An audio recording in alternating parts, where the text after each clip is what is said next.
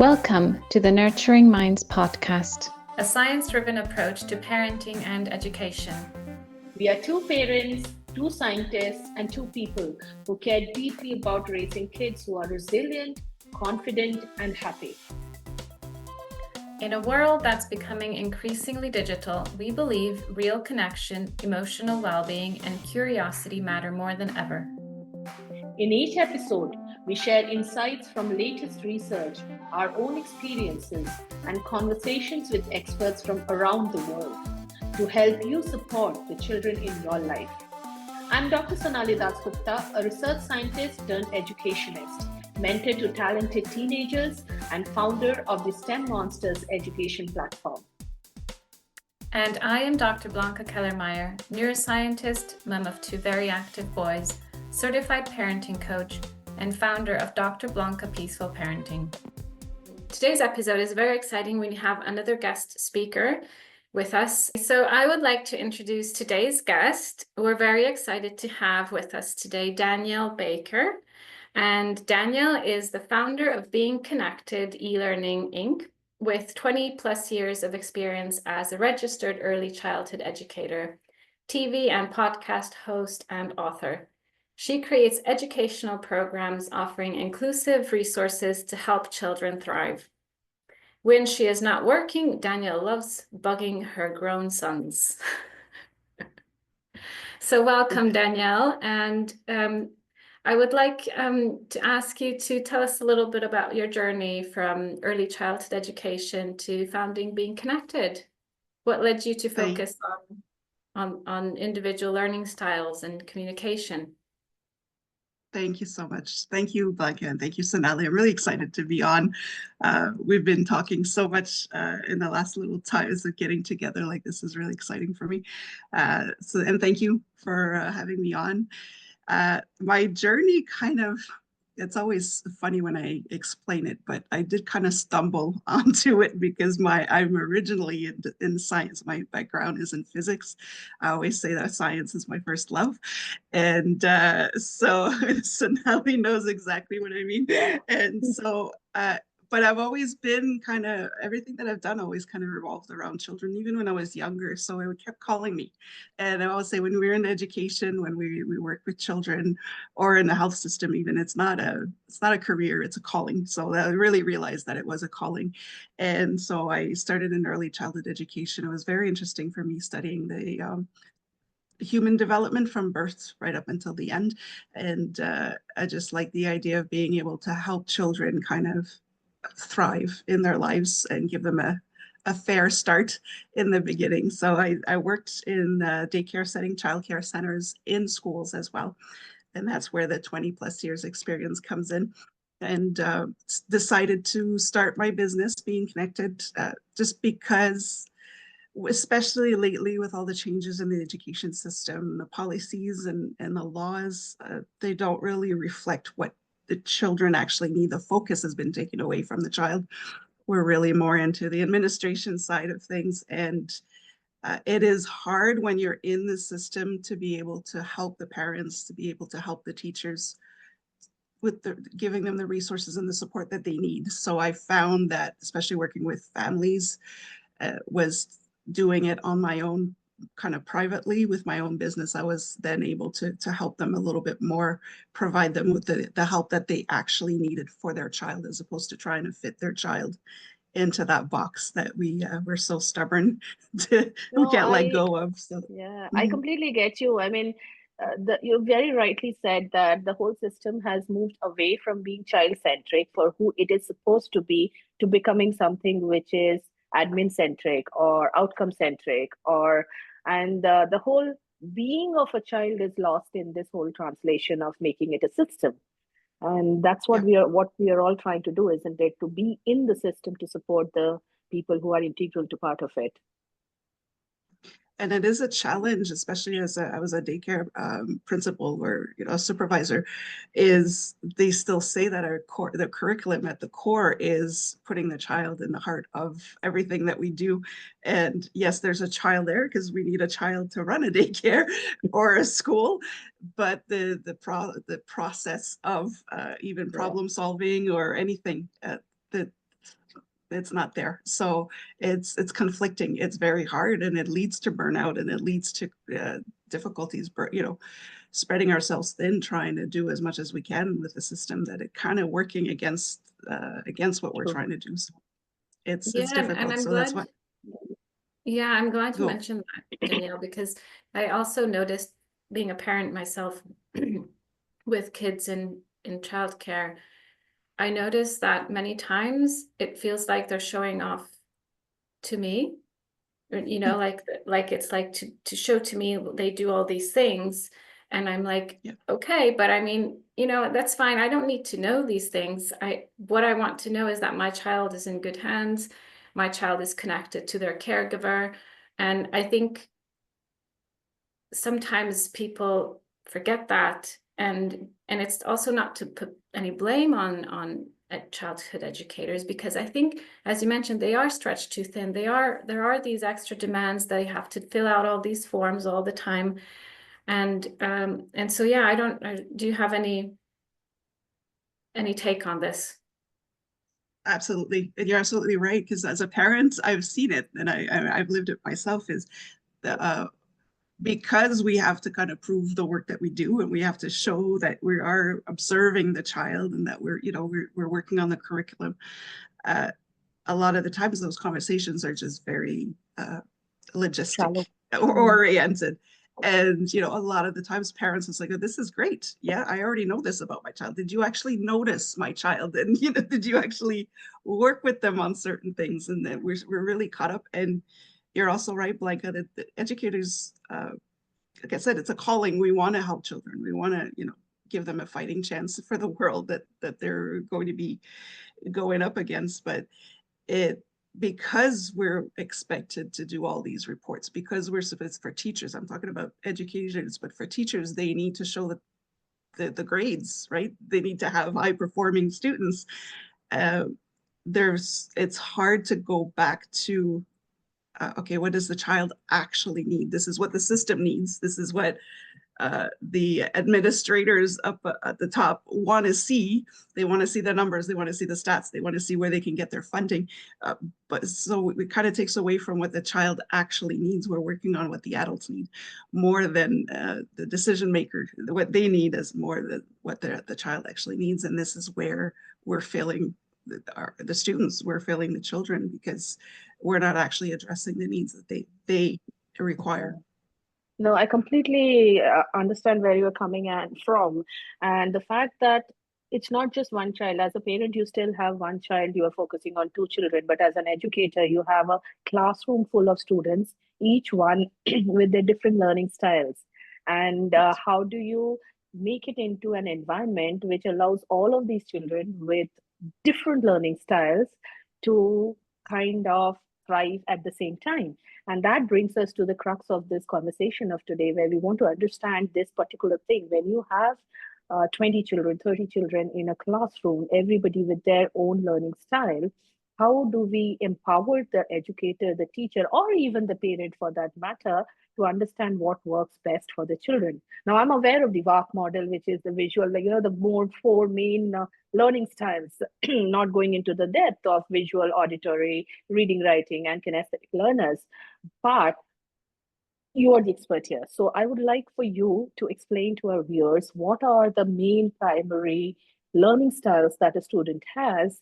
And is there anything beyond the VARK model, which, you know, there are nuances which we can pick up on to understand what kind of a learner our student or our child is?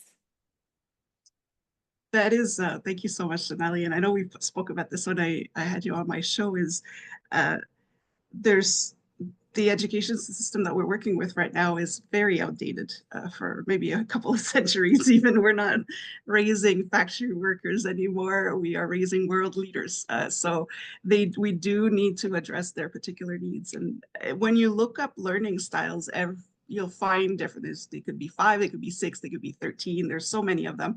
And you don't have, it's just like personality traits. You don't just have one, you have quite a combination. So it does get complex, and it can be overwhelming for somebody who's already overwhelmed in their classroom to say, how am I going to integrate that into the program? But it's actually that's what we need to change is our way of thinking, is that we're not integrating it. We're getting rid of the old system so that we can actually address the needs of the realities of today. So the ones that I work with, I work with 6 main learning styles because I find they show up in everybody. So I do have the auditory, visual, kinesthetic. There's the solitary learner, the social learner, and we also have, I didn't say them in order, so I forget my last one, but essentially it is just, could be a combination of all of them, and that's who they are. That's how they learn. That's how they process things, how they process any information that comes in. So when I say there's more, I myself, I am a solitary visual kinesthetic learner. I like to learn on my own. I was, just because that's how I learned to learn. Schools did not work for me. I was a high performing student, but I needed to get my hands on there. And I was visual. And this was in the time where there were no projects. Well, there were projectors, but nobody was using them. There were no visual aids. It was just the teacher talking to the board. It wasn't even making any kind of contact. So it was difficult for me. I had to stay all day at school and then go home and learn myself. So this is what I mean by we go way back. It's not just an issue now, but so working with those learning styles, the child is telling you how they learn. So we don't have to invent or recreate new learning lesson plans. We don't have to recreate our classroom every time there's a new child coming in. That's not it. That's what a lot of people say. I am stretched thin. It's difficult to have 30 students in my class. Some of them need additional support. And how am I going to do this?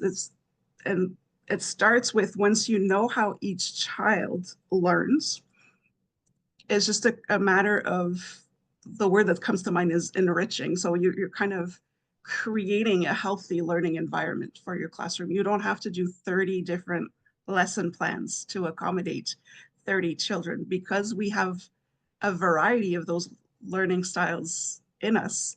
We can just have that one lesson, but change your learning environment, change your classroom so that the kinesthetic students can get their hands on something. They can actually feel what they're learning. And the solitary one can be kind of tucked away on a side, a bit more quiet, where they can learn the way that they feel more comfortable with. Your talkers in school, your social learners, the ones that so-called disrupt the class, you can have them involved in the lesson where they come up and present. So you're creating this dynamic environment in the school where the kids are actually excited to learn, because now those who seek attention are getting the attention that they need. Those who need to, move, they can stand up and do what they need, and it's not going to disrupt the class. In fact, once you get used to it, it doesn't change like that overnight, but once the class gets used to this new environment, you are putting out less fires in your classroom. So all the energy that you're putting in a day to calm students down, to dismantle a conflict between students, to pay attention to a meltdown, all of those things are now being redirected to your actual curriculum, where you can learn, you can teach what you were planning on doing that day. And it takes a lot less energy at the end of the day than it does to put out these fires. I love that. And Danielle, you mentioned that each child has their own learning style, and it could be a combination of different styles. Yeah. So can you tell us a little bit about, like, how can parents or educators even, how can they begin to identify what a specific child's learning style is? I love that question. I get goosebumps every time. You'll have to keep me on track with time, because I could talk about this all day. But it really does start with the parents. And that's why when I wrote my book, I decided to go with the parents, because it starts from birth. You're going to be able to tell, if you know what to look out for, you'll be able to tell how your child interacts with you. Because that's really what it is in the beginning, in the newborn years, is how do they react? Do they react to sound? Do they react to your voice? Do they react to your face when you're in their face? How do they play? And this is where the most important thing is once they get older, is it's play will tell you exactly how your child learns. And it will also tell you where they need their support, where they may have some challenges that we need to work on. So we're taking the guesswork out of teaching. Now we know where the child, if they're at the park and they're jumping and you can notice that maybe the motor skills are not where they should be, you already know because you've had them jump around. If they're sitting down in a classroom, you don't know if they need to work those muscles. Same with the fine motor skills. They come into class and we're expecting them to cut with scissors or with a pencil, but did they actually get to work those muscles? So it's through play that you will see auditory learners will react to sound. They will not necessarily be startled when there's a loud sound, but if there's music in the background, you'll see that they're a little bit more focused, or if they're singing to themselves or telling themselves stories when they're doing a puzzle or coloring where they're focusing, that kind of tells you that they need that kind of background help. Yeah. I guess I could say learning help. That's right. The kinesthetics are definitely the ones that you can spot right away because they're the ones that are in the mud. Everything you're not supposed to touch, they're touching. They're jumping off the furniture. So those are my favorite. So they're the ones that love science experiences. They love to get messy. They love to paint. They just kind of, you need to have that. So children learn through their senses. So that's the best way that I can give a visual to parents or even teachers, is they're learning through their senses. So observe when they're playing. And it does have to be free play, because structured play is not real play. The child is not being who they truly are. They're being who you want them to be, right? There are rules. You're supposed to do this. There are restrictions. So of course we have to keep our children safe, but it is, does your child prefer to be tucked on the, when you have a family get together, is your child kind of staying quiet on one of the chairs, kind of moving away from the cousins? That could be your solitary learner. Is it they're the ones that just can't stop talking? Well, that'll be your social learner. And for teachers and educators, then they will see it right away. The ones that are always wanting to touch something, though, you're going to want to create a learning environment where they have that opportunity. Instead of measuring with a ruler, maybe we can give them blocks, maybe we can give them other things, sticks that they can collect outside. Can we bring in Play-Doh? Can we bring in something tactile that they can touch while they're learning? Is the classroom too loud? Now, I'm not talking about maybe sensory processing issues there. We're just talking globally in the classroom. If it gets too noisy after a while, your solitary learners are going to get tired. They're the ones that don't disrupt the class, but they do need that time to kind of recharge their battery.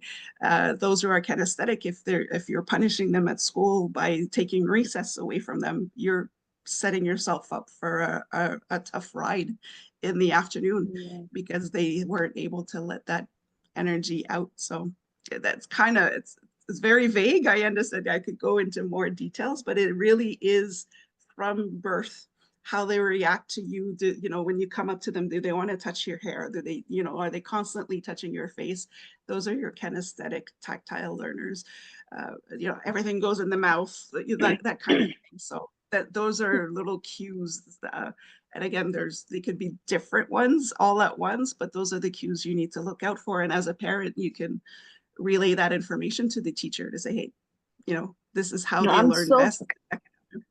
No, so sorry. As you were speaking, I'm so glad you brought it up. And I could actually summarize so many points in that conversation that you made. So the thing which still comes back as a rooting, the core point which comes back to the center is observation. Observation, either as a parent or as an educator. Because until and unless you're observing the child, all of this does not make sense. Everything here is absolutely not making any sense if you are not able to figure out what the child is doing. That's one. And the other thing which I wanted to actually come back to, and I'm so glad you mentioned it, is about a lot of parents believe that, oh, I'm just sending my child to a tennis class, I'm sending my child to a chess club, they are playing. That is not play. Play is where there are no guidelines. Of course, safe, as you said, we need to keep them safe, but that unstructured play, especially in the forming years, is so crucial for the children to even figure out for themselves as to what kind of interests them. It's not just the parent, isn't it? We have been talking about this, Blanka, about how important it is to give unstructured play to the children, isn't it? Yes, definitely. And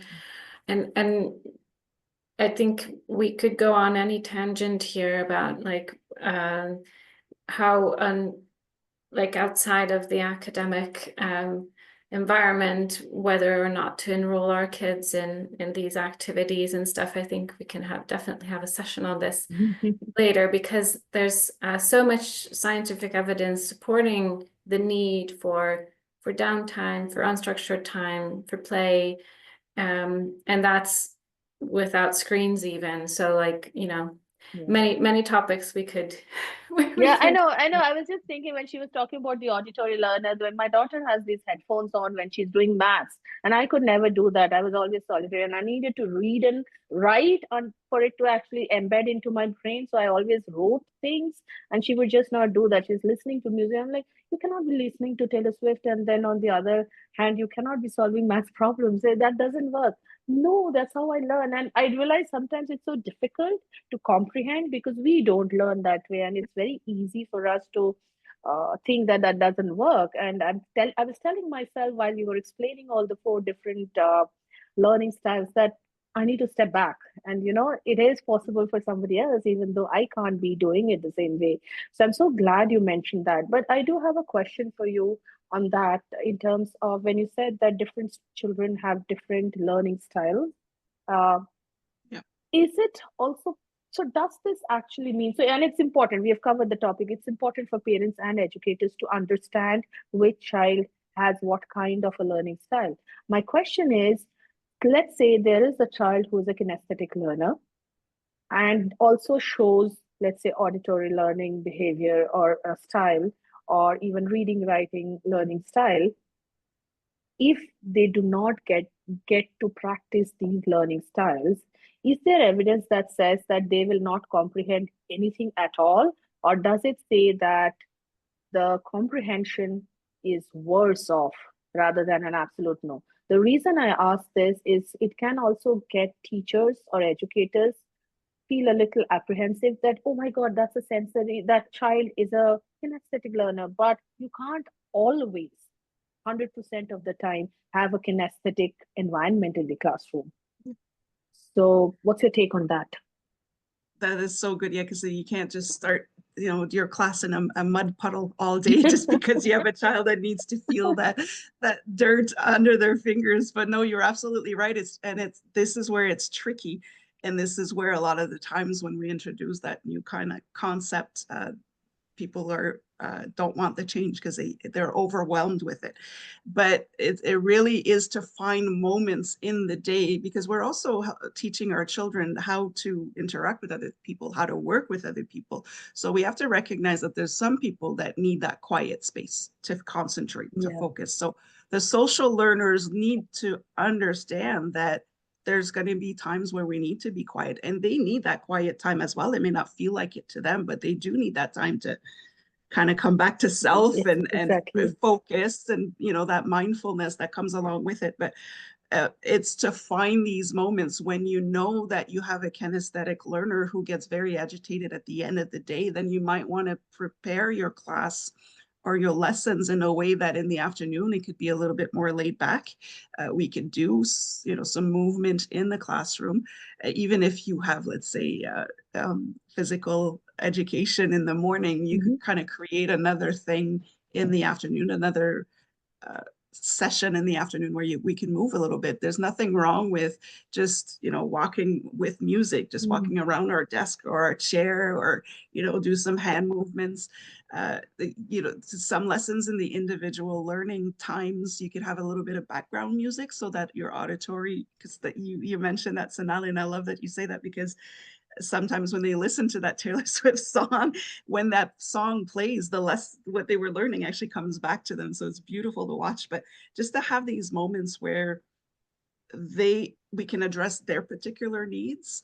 And this is why it works very well with neurodivergent students as well. That's a whole other topic. But everything that we do is workable with neurodivergent students as well. So we have quiet times where the solitary students can kind of focus. We have some movement, and the solitary students are going to appreciate that movement. I was one of those. I needed to kind of move and get my hands into it and ask questions. For your social learners, you give them those times where it's not always be quiet, sit still. Mhm. It's okay, let's talk this through.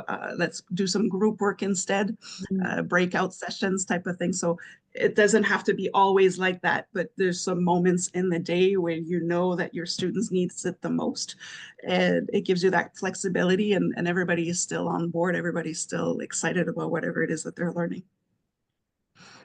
I love the fact that you mentioned about group work, because I was just going to mention that group work might be one of the best ways to actually take into account all the different kinds of learning styles, because the students will automatically gravitate towards what their style is. So somebody who takes up research, and I've seen this working with lots of groups. I'm a big believer of learning in groups. And the people who figure out that the students who say, I'll pick up on research, they're usually the ones for the solitary learners, because they just want to work on it. And the people who say, okay, I'll lead on this, you do this, you do. So it also is a development of the personality of the student when they get an avenue to work as a group with other students, isn't it? It is so important for them to develop those skills that they need later on as well, with that collaboration, with respecting other people's way of learning as well, Yes. but knowing that people think differently. But not only that, but you can find it interesting, because I'm the solitary learner who would prefer to work on my own. You know, I needed to be convinced that I wanted to work with other people, because to me it was just like, it'll be so much faster and easier if I do it Faster. myself. But Yeah. that's not, you can't do that. And Right. adulthood, you do need that support. You do need that collaboration, that, you know, taking turns. That's another thing that's very hard to learn in Yeah, I mean, school. So group we work did. is so important. Yeah, we did this. I think both of you are aware. We did this engineering in motion workshop with lots of bunch of middle schoolers and high schoolers, and there was one child who absolutely detested working in groups, because he felt that he could just achieve it so much faster. And I actually had to have a sit down with him and tell him that, yes, you may end up doing it faster, but you know, once you grow up a little bit more, you will not be able to achieve what you want to achieve on your own. The you know, humans are intelligent because we work in groups and we are a social animal. So it did take him time, and I had to do that conversation with him. And you're so right that it may not come naturally to a lot of learners, because they were learning at the end of the day. But in today's world, I don't think anybody can move ahead without collaboration. It's a Yeah, fundamental skill set. Yeah, I love. it's necessary. Oh, go ahead, Blanka. Sorry, no, I was just going to say that I love that you talked about like experiencing, like as a class or a group of children, experiencing the different learning styles, and then within the group setting, they can work on their own, in their own style, and yet, you know, come together as a group. And I also think that it's important for us as parents and educators to actually educate them about learning styles, and that there is, and then I think that's what you're sort of touching on, Sonali, that you had this discussion with this child, that it is important to recognize that how we learn best, and also to be okay with other people learning differently. Like you mentioned, the discrepancy between you and your daughter, and I'm like your daughter. I always need music. That's my focus. I put the music on, and then my brain switches into focus mode, because otherwise my brain looks up, it's like, oh, that was a car or a dog barking, and otherwise I just can't focus. So I'm totally with your daughter on this one. And I was wondering if Danielle, you might be able to talk about any best practices that can help educators identify learning styles early on.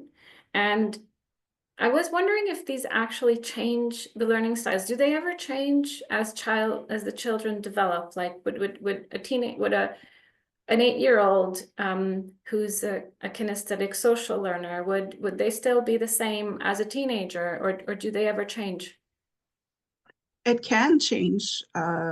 But for the first part of the question, for especially educators and teachers, the first thing is that line of communication with the parents. So you can even have to kind of save you time from having to speak to 60 different parents to get their take on their child, is just have a questionnaire that kind of gives the general learning style, so you get an idea of what the child, because the parent may not even know what their child's learning style is. If we're introducing it now, there's a learning curve there. But I think that learning styles are kind of like personality traits. We are naturally drawn to certain types, certain traits, but depending on your life experiences and the line of work that you're in, or what you're going to study into, you learn to adapt.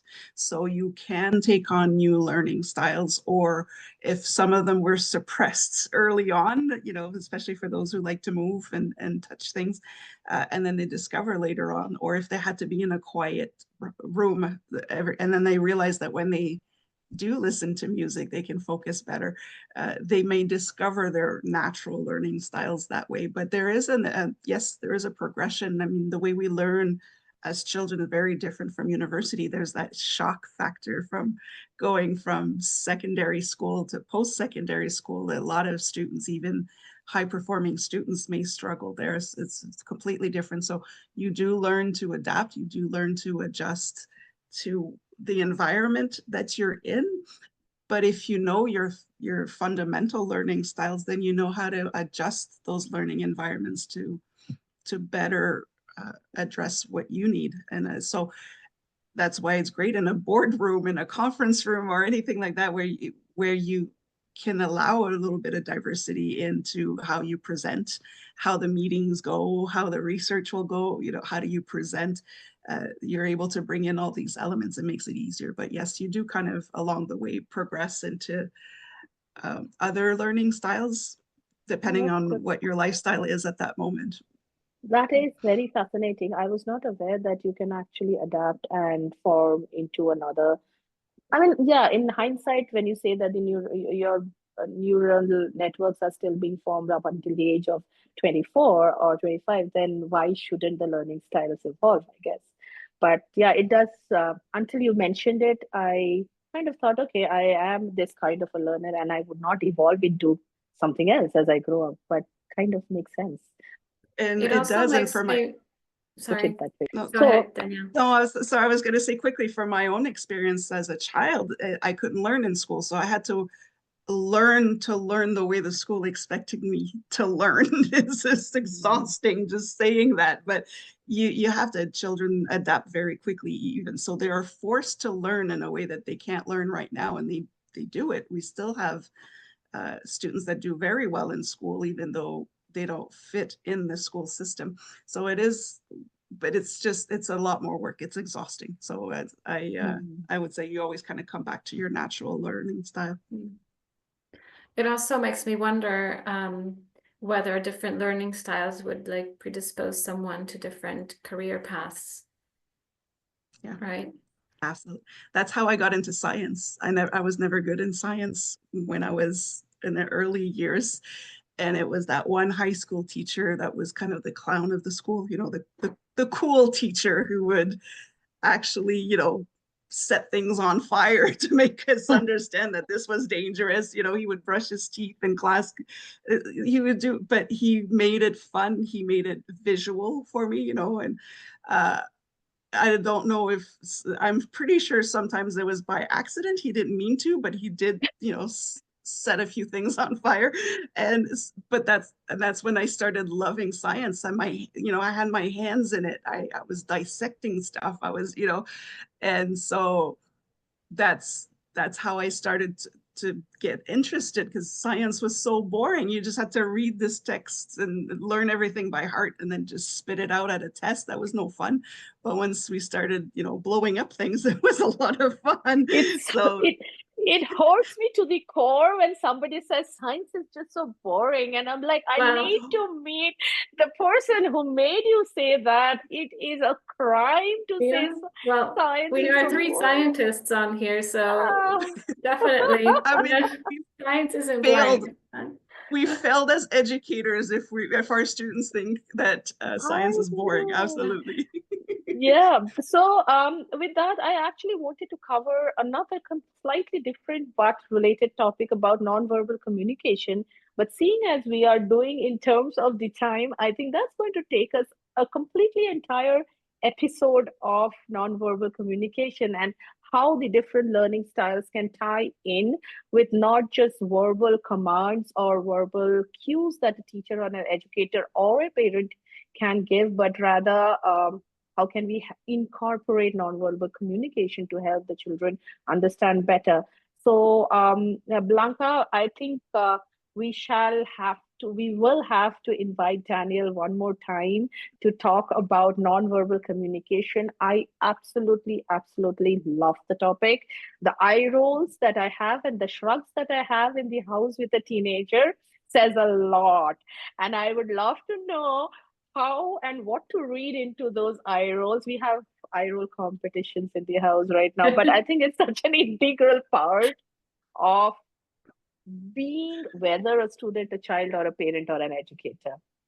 Just that glance, just that wink, you know. So yes, It Blanka, helps a lot Yes, with that. definitely. So we'll schedule another time with you, Danielle, if that's okay, because this I'd was love just so to. interesting, and I learned so much today about the different learning styles, and I think we could still go on and on about it. But we'll wrap up for today. So thank you so much, Danielle. This has been so insightful. I wanted to ask you if you wanted to share anything about your work. Where can our listeners learn more about what you do, where to get support from you if they wanted to explore things further with you? I know that you have recently published a fantastic book, so please, everyone, will put a link to that in the show notes, so go check that out. Also to support Danielle and other people like us with the work we do.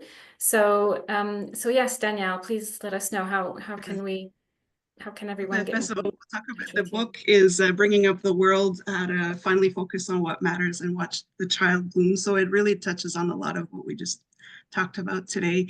I do cover learning styles and how to communicate with how schools and parents can communicate to help the child thrive and have this academic success. LinkedIn is a great way to contact me. I'm there if you want more information on the programs or the support that I bring. I do have some programs for teachers and educators, and I have some for parents as well. So it kind of balances out. And I do have a YouTube channel under Being Connected eLearning Inc. And there is a playlist there that's called Teachers Corners, and it works for parents because parents are teachers as well. So I'm working on that one now. So there are a few clips there right now that talks about the learning styles and how to work your house or your school, your classroom to accommodate those learning styles. I talk about emotions, and then the nonverbal stuff will be coming up as well because that's a language on its own. And yes, so any Facebook, Instagram, and TikTok, I'm on there, but LinkedIn would be a good way. My website as well. I'm giving you a lot there, but on my website, you have the information as well. It's beingconnected.ca.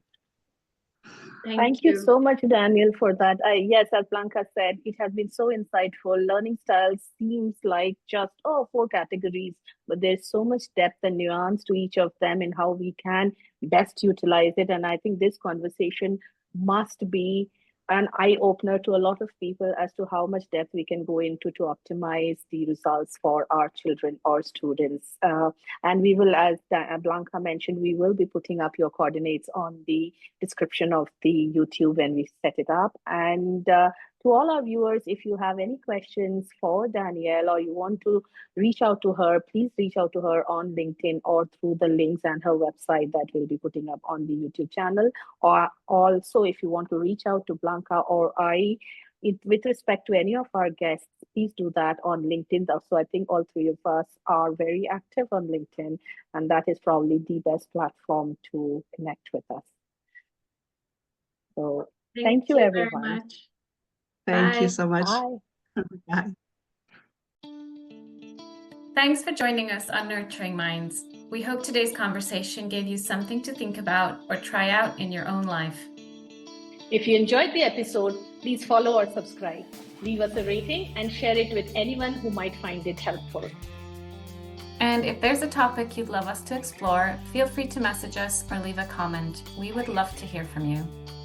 Until next time, stay curious, connected, and kind.